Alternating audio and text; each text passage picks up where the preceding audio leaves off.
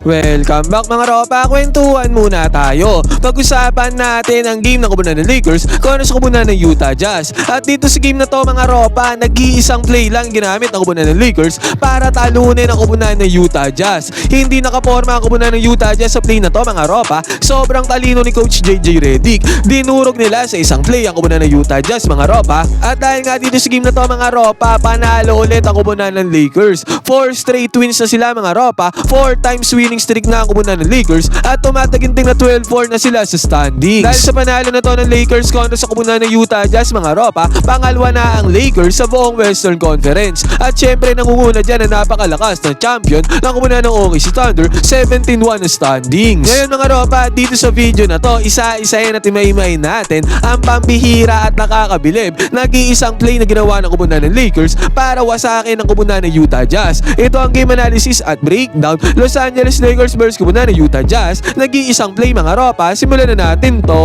Okay game. Ngayon mga ropa, dito muna tayo magsimula sa may first quarter. Ang defense ang ginamit dito ng kubunan ng Utah Jazz mga ropa ay naka-zone defense sila dito against sa kubunan ng Lakers. At kitang-kita natin dito mga ropa kung sino ang may hawak ng bola. Walang iba mga ropa kundi si Luka Doncic. At pansinin natin yung positioning dito ni Luka Doncic kung nasaan siya mga ropa. Nandito siya nakapeso sa may perimeter mga ropa. Dito sa may paint, malapit na to sa may paint. At tignan natin ang galaw na kanyang ginagawa dyan mga ropa. Big man moves ang ginagawa dito ni Luka Doncic. Binabantayan siya dito ni Makailok mga ropa ng kubunan ng Utah Jazz. Ito yung nag-iisang play na sinasabi ko sa inyo mga ropa na ginawa kaagad ni Luka Doncic dito pa lamang sa may first quarter. Pinostehan niya dito yung defensa ng kubunan ng Utah Jazz doon sa may ilalim. Actually mga ropa, hindi pa to ilalim, dito pa to sa may perimeter. At kitang-kita natin dyan mga ropa, 1-on-1 yan. Pero sa pagkakataon na to, napatulong dito si Lauri Markkanen against sa opensa ni Luka Doncic. Pero nakita na ni Luka Doncic na tumulong dyan si Lauri Markkanen. Agaran niyang tinira ang tirada dito mga ropa. Dalawang defenders ang napanis dito ni Luka Doncic. Basket is good na yan mga ropa, may kasama pang foul. Ito yung sinasabi ko, nag-iisang play mga ropa kasi sunod-sunod na ginawa yan ni Luka Doncic mga ropa. Talagang kinapitalize niya yung pagkakataon na mas malaki siya doon sa bumabantay mga ropa. Take note, 6'6 si Luka Doncic mga ropa at maraming galaw. Kaya niyang mag-post move mga ropa sa opensa at yun ang hindi kayang i-contain ng kubunan ng Utah Jazz mga ropa sa pagkakataon na to. At dito naman sa possession na to ng kubunan ng Lakers mga ropa, napakalupit nito. Gandang-ganda ako sa nangyari sa possession na to ng kubunan ng Lakers. Ang nangyari dito mga ropa, tingnan natin. 5 players sa kubunan ng Utah Jazz ang nakababa kaagad dyan sa may depensa. At tingnan natin, 2 players lang ng Lakers na nandito sa may fast break. LeBron James at Austin Reeves yan mga ropa. At ang nangyari pa dito, ang gandang cut pa ang ginawa ni Austin Reeves pagkaset niya ng screen dyan kay LeBron James. At ang gandang pass ang ginawa dito ni LBJ mga ropa. Tinahi niya yung depensa dyan ng kubunan ng Utah Jazz. At kitang-kita natin dito mga ropa, lumusot yung pasa dyan ni LeBron James. At ang tendency outcome nito, easy 2 points na nagawa kaagad yun na Austin Reeves mga ropa. Basket is good. At eto na mga ropa, again, sa possession dito ng kubunan ng Lakers. Sinabi ko nga, nag-iisang play ang ginamit dito ng kubunan ng Lakers. Ang nangyari naman dito mga ropa, nagbababa ng bola dito si Luka Doncic. Nagset kaagad ng screen dyan si Reggie Mura mga ropa. Ang purpose ng screen na yan mga ropa ay para makuha ni Luka Doncic ang depensa dito ni Ace Bailey na isang rookie mga ropa. Take note, matangkad naman si Ace Bailey mga ropa at kayang sumabay kay Luka Doncic. Pero dito na pumapasok yung sinasabi nating experience at gulang sa laro ni Luka Doncic. Nakuha naman ni Luka Doncic sa may switch dyan si Ace Bailey mga ropa. At ang nangyari dito, ganun ulit. Pinostehan, post move ulit ang ginawa dito ni Luka Doncic dito sa may perimeter mga ropa. At still zone defense pa rin ang ginagawa dyan ng kubunan ng Utah Jazz. Walang help defense sa pagkakataon na to. Kaya kinapitalize si Luka Doncic sa pagkakataon na yan. Ginulangan niya ang primary defender dito, ang rookie na si Ace Bailey. And again mga ropa, nakapagpunta na naman ng puntos dito ang kubunan ng Lakers. Easy 2 points para kay Luka Doncic. Nice play by the Lakers. At ito ba mga ropa, another one ulit. Sinabi ko nga, sunod-sunod na ginawa yan ng kubunan ng Lakers. And again mga ropa, Luka Doncic ulit. Nandito sa may perimeter mga ropa, malapit dito sa may paint. At binabantayan ulit siya dito ni Makailok mga ropa ng kubunan ng Utah Jazz. Pero pansinin nga pala natin dito yung positioning ng players sa kubunan ng Lakers. Parang naka-zone position din sila dyan mga ropa kung depensa ang pag-uusapan. Ayan, kitang-kita natin. Kaya ang depensa din talaga ng kubunan ng Utah Jazz dito ay naka-zone defense din sila mga ropa. At hindi sila makapag-send ng help dyan against kay Luka Doncic mga ropa. Talagang 1-on-1 ang nangyayari dito sa may perimeter mga ropa. Again mga ropa, for the second time na ata to, Luka Doncic against sa depensa ni Makailok. And again mga ropa, binasic lang ni Luka Doncic ang play na yan. Easy lang para sa kubunan ng Lakers mga ropa. Paulit-ulit nilang ginagawa to mga ropa. Walang maging solusyon dyan ang kubunan ng Utah Jazz. Basket is good para kay Luka Doncic, easy money. At sa pagkakataon pagkakataon na to mga ropa, heto ulit. Sa possession na to ng kubunan ng Lakers, ginawa ulit nila yan mga ropa. Kumuha sila ng switching dito sa may depensa. Nakuha ulit ni Luka Doncic dito ang depensa ni Mikhailuk mga ropa. Pangatlong beses na to mga ropa, dito pa lamang sa pagbubukas ng first quarter.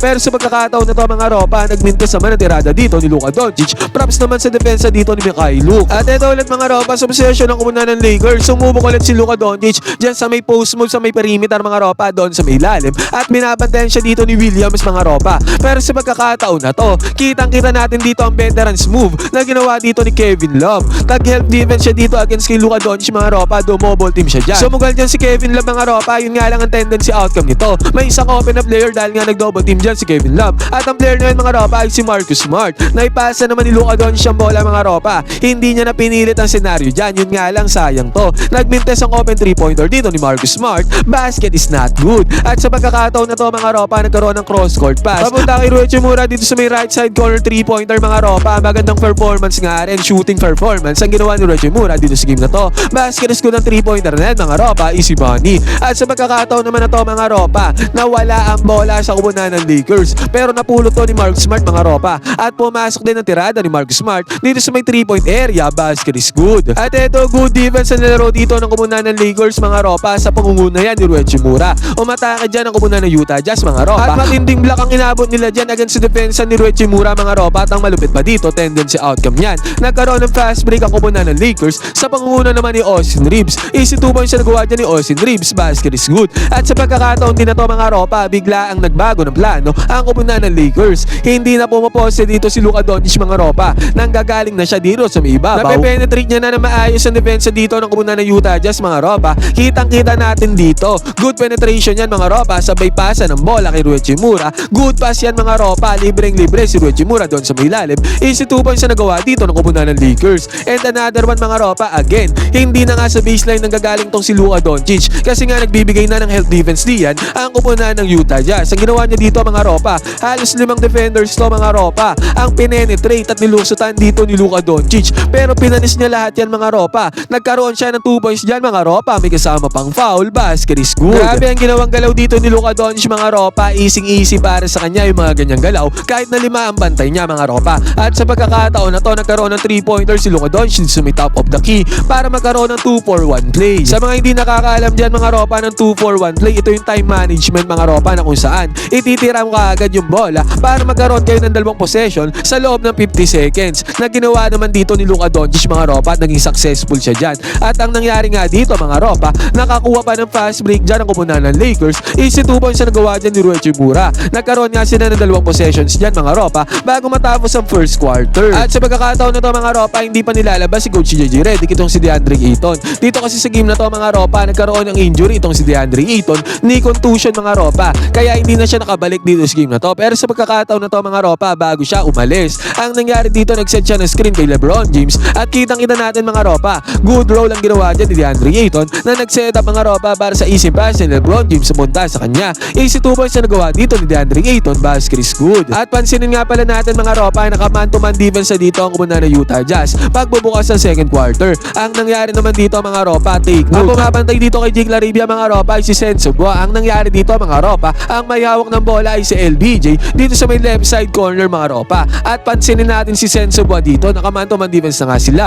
Pero doon siya nakaposition sa may ilalim, doon sa may depensa mga ropa. Nakazone siya dyan doon sa may ilalim. At tila ba't dinodobot din pa nga nila dito si DeAndre Ayton. Pero reality, ang tao nyo talaga dyan mga ropa ay itong si Jake Larivia. Kaya nasitan siya ng screen dito ni DeAndre Ayton mga ropa at napansin nyo ni LeBron James. Kaya kick out ng bola dito kay Jake Larivia sa may right side corner 3-pointer. Tendency outcome nito mga ropa, open na si Jake Larivia. Dyan sa 3-pointer ang resulta nito. Basket is good para kay Jake Larivia, easy money. At again mga ropa, 2 beses nangyari yan yung play na yan para sa kubunan ng Lakers. Again, man-to-man defense pa rin ang depensa dito ng kubunan ng Utah Jazz na parang may pagka-hybrid defense to mga ropa. Kasi nakaalalay sila dyan, nakasone sila dyan agad sa mga players ng Lakers. At tignan ulit natin dito si Senso Bua mga ropa. Yung depensa niya dito kay Jake Larivia. Maling-mali ang depensa niya dyan mga ropa kasi dito siya sa position na to nakastay. At kayang-kayang kumat ni Jake Larivia. Open na open kumat dyan si Jake Larivia. Na ganun nga ang nangyari dito mga ropa. Pagkakat dyan ni Jake Larivia, basic na basic lang. Nalustuan niya kagad ang depensa dyan ni Senso Bua.